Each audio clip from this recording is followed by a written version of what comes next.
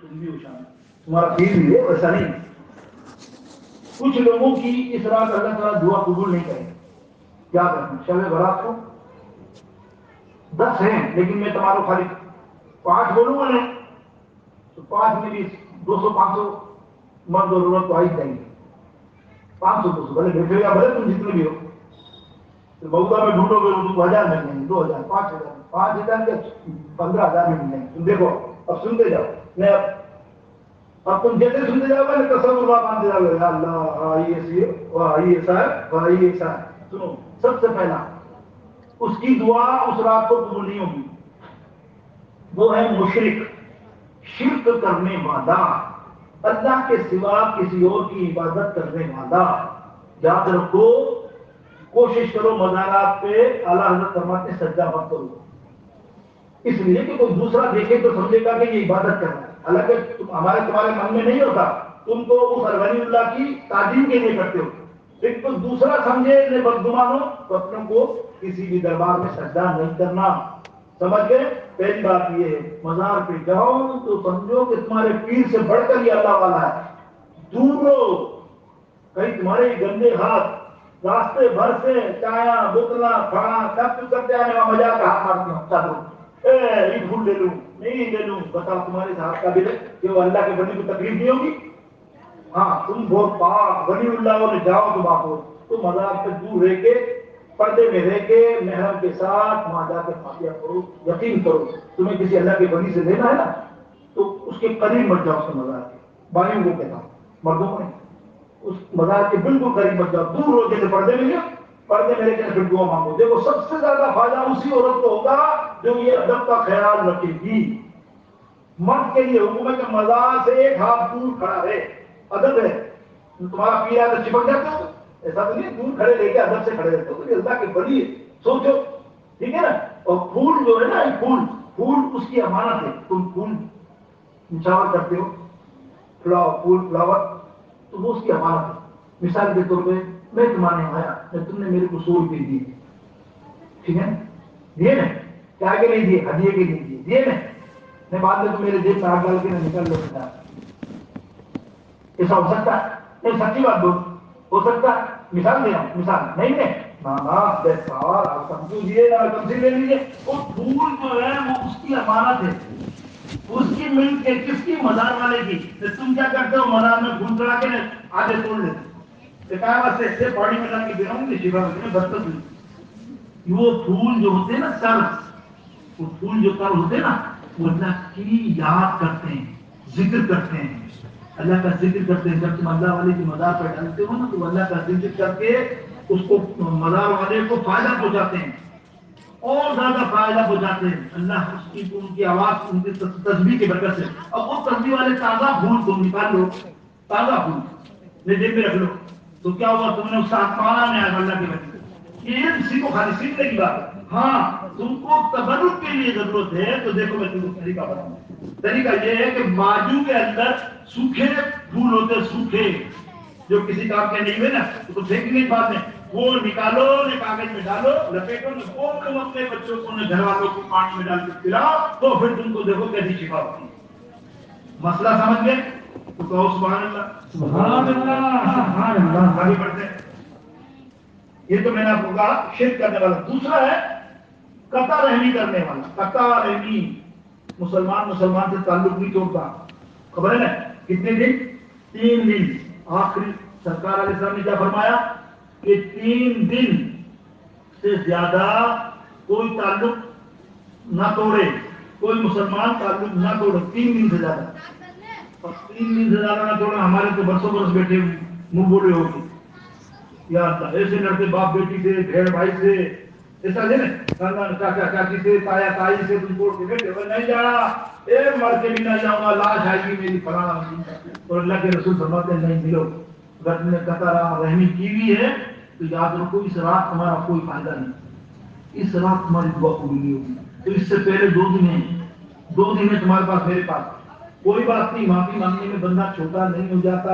یاد رکھو جھک کے معافی مانگ لیا کرو. یہ ہماری عورتیں سمجھتی نہیں ہیں, یہ کھیلیاں سمجھتی نہیں ہیں, یہ لڑکے میاں سے سسرال سے آ کے بیٹھ جاتے ہیں گھر میں, اپنے ترم خانی کی وجہ سے کہ نہیں میرے نہیں جانا اس کے گھر میں، کیا عزت ہے، میرے کو سوکھیا روٹیاں دیتے، سوارے روٹیاں بناتے، میرے لیے روٹی بھی نہیں ہے، دیکھو ایسے برے کلمات کر کے گھر میں بیٹھ جاتے. اگر وہ معافی مانگ کر جھک کر اس کے گھر میں چلی جائے، خدا گواہ ہے، میں سچ بتا رہا ہوں، میں مودا کی بات کرتا ہوں، مودا کے اندر 100% طلاق ختم ہو گئی. ایسی صابرین اپنی ماؤں دادیوں کو دیکھیں کہ ان کے دھانی کو اللہ کے ولی تھے کیا، وہ بھی جلاد تھے، لیکن صبر کیا، ان عورتوں نے صبر کیا، شکر کیا اور اپنے گھر کو چلایا. آج اللہ کا شکر ہے وہ دادی ماں نے، وہ اماں آج سکھے کہ اس کے پوتے پوتیوں کا خیال رکھتے ہیں، عزت دیتے ہیں. تو یہ سب وقت اللہ تعالیٰ آزمائش کے لیے تمہیں بناتا ہے، تو خیال کرا کرو، یہ بھی ہے. اور صلہ قطع رحمی نہ کرو، کسی سے رشتہ نہ کرو. توڑا ہے تو آج معافی مانگ لو، کل صبح جا کے یہی کام کرنا شروع کر دو. چلو تم سمجھتے ہو اس کے سامنے جانے سے تکلیف ہوتی تو ایک میسج لکھ دو کہ فلانی اماں فلانے بھائی نے یہ عرض نامہ آپ کو دیا ہے کہ میں معافی مانگتا ہوں، کبھی میری ذات سے کوئی آپ کو تکلیف ہوئی ہو تو مجھے معاف کر دینا اللہ کے واسطے، میں بھی تم کو معاف کرتا ہوں، کرتی ہوں. تو یہ لکھے نا میسج کر دو.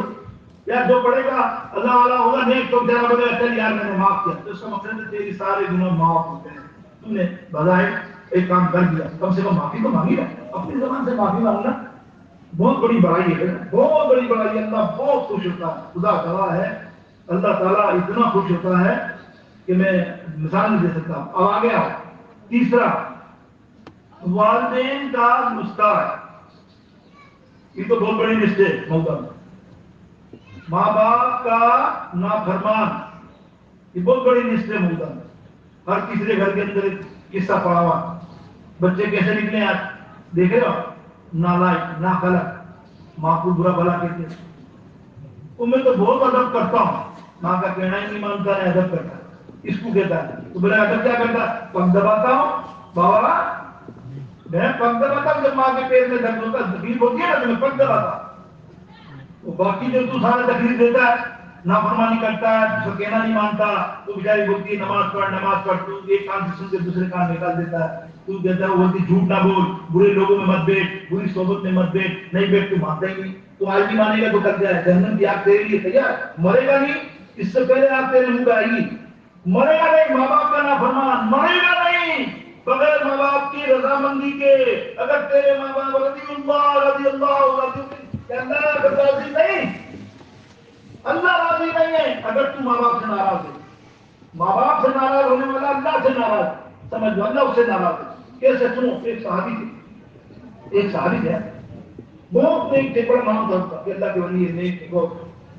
ایک دن ان کی گھر میں سے کوئی آیا، سرکار علیہ السلام کو عرض کی، یا اللہ یا رسول اللہ اس کی حالت بہت خراب ہے، ایسا لگتا ہے کہ نجا کی حالت میں ہے، نہ شاید دنیا سے چلا جائے، لیکن وہ مرتا بھی نہیں ہے. اس کی حالت ایسی ہے کہ اس کی زبان گھوم گئی ہے، ٹویسٹ الٹی ہو گئی ہے، نہ بول سکتا ہے، نہ کلمہ پڑھنے کی کوشش کرتا ہے، کلمہ نہیں پڑھواتا، نہ روتا ہے تڑپتا ہے. حضور علیہ السلام نے کہا چلو جلدی اس کے گھر پہ. جب سرکار علیہ السلام نے دیکھا تو کہا اس کی ماں کہاں ہے؟ بولے ماں کو تو الگ کر دیا اس نے. اچھا بلاؤ. تو ماں کو بلایا تو ماں سے کہنے لگے سرکار علیہ السلام کہ اے بی بی، یہ تیرا بیٹا ہے، مجھے معلوم ہے کہ اس نے بڑی گستاخی کی ہوگی تیرے ساتھ، تو اسے معاف کر دے، تو اسے معاف کر دے تو یہ آسانی سے مر جائے، اس کے منہ سے کلمہ نکل جائے. وہ ماں کہتی ہے نہیں بابا یا رسول اللہ نہیں، خدا کی قسم نہیں، اس نے جو مجھ پہ ظلم کیا ہے میں آپ کو بتا نہیں سکتی، میں تو اسے معافی دے ہی نہیں سکتی یا رسول اللہ. آپ جو بھی بولے تو نہیں جانتی وہ اماں اللہ اس کے ساتھ کیا کرنے والا ہے. حالانکہ میں ایک بندہ ہے، نمازی ہے، روزہ ہے، تہجد پڑھنے والا ہے، اور سب سے بڑی بات صحابی ہے.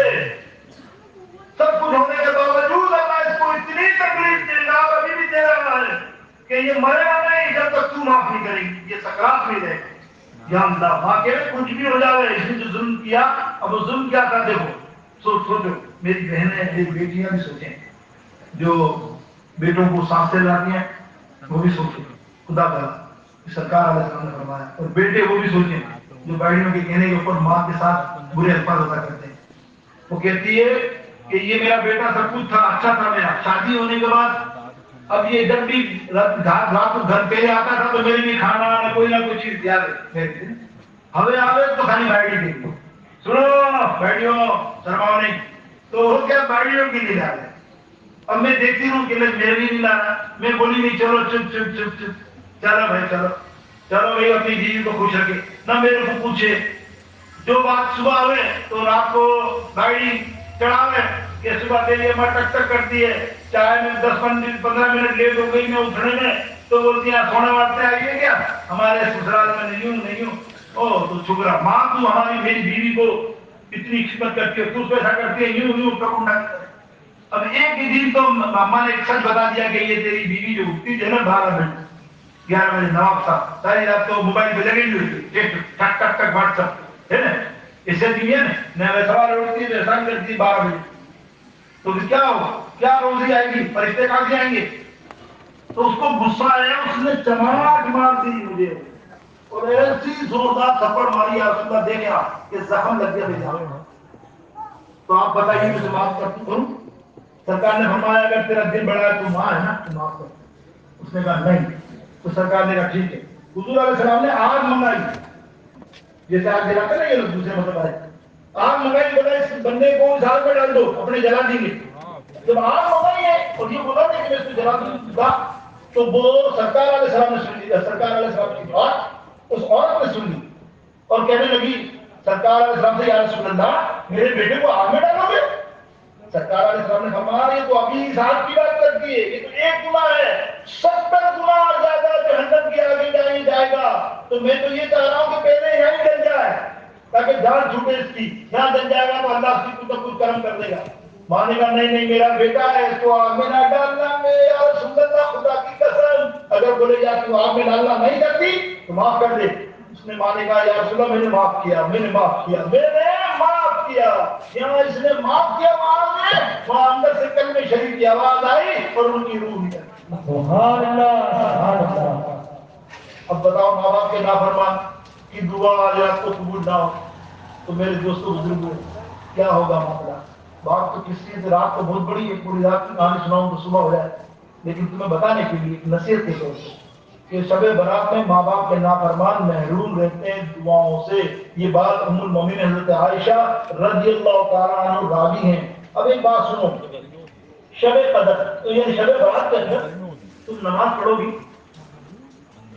सिर्फ 2 रकात हालांकि मैंने 4 बताई ना 4 तो पढ़ना बाकी 12 पढ़ना 12 रकातें हैं किताबों में आता है पढ़ने का 2 रकात लेकिन 2 रकात नफल पढ़ने का तुम अजर बताऊं सवाल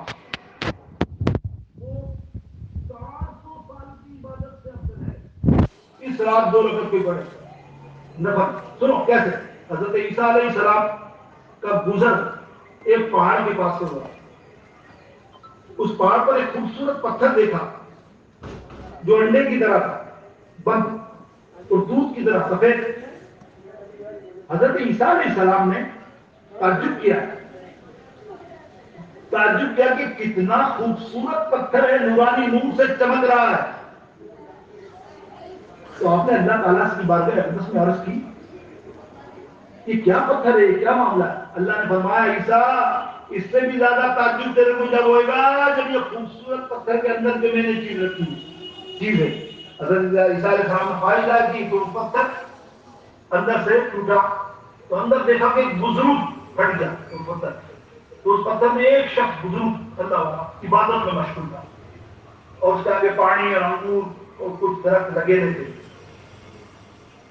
और पानी की एक नहर भी कोने में थी वो अल्लाह की इबादत कर रहा ईसा अलैहि सलाम ने इस आबिदा इबादत वाले से पूछा तू कौन है कितने अरसे से यहाँ तो शख्स ने जवाब दिया मैं मूसा अलैहि सलाम का उम्मती हूँ और 400 साल से इस पत्थर में अल्लाह की इबादत कर रहा हूँ सुनो तवज्जो से भूख लगती है अल्लाह मुझे खिला देता है प्यास लगती है इस नहर का पानी पी लेता हूँ ईसा अलैहिस्सलाम को ताज्जुब वाह वाह मेरी उम्मत में से ऐसा बंदा भी है इतनी इबादत 400 बरस तक तुम भी उछाल तुम्हारा पीर भी है वैसा नहीं कुछ लोगों की इस रात अल्लाह ताला दुआ कबूल नहीं करेगा क्या करना शब बारात को 10 हैं लेकिन मैं तुम्हारा खाली 5 बोलूंगा नहीं तो 5 में भी 200-500 मर्द और औरत तो आ ही जाएंगे 500 200 भले बैठे या भले तुम जितने भी हो, तो बगुदा में ढूंढोगे तो तुमको 1000 मिल जाएंगे, 2000, 5000 के 15,000 में मिल जाएंगे। तुम देखो, अब सुनते जाओ। नहीं, अब तुम जैसे सुनते जाओगे ना तस्वीर बांधते जाओगे, या अल्लाह ये ऐसी, वाह ये ऐसा है, वाह ये ऐसा है। सुनो, सबसे पहला उसकी दुआ उस रात को कबूल नहीं होगी, वो है मुशरिक, शिर्क करने वाला, अल्लाह के सिवा किसी और की इबादत करने वाला।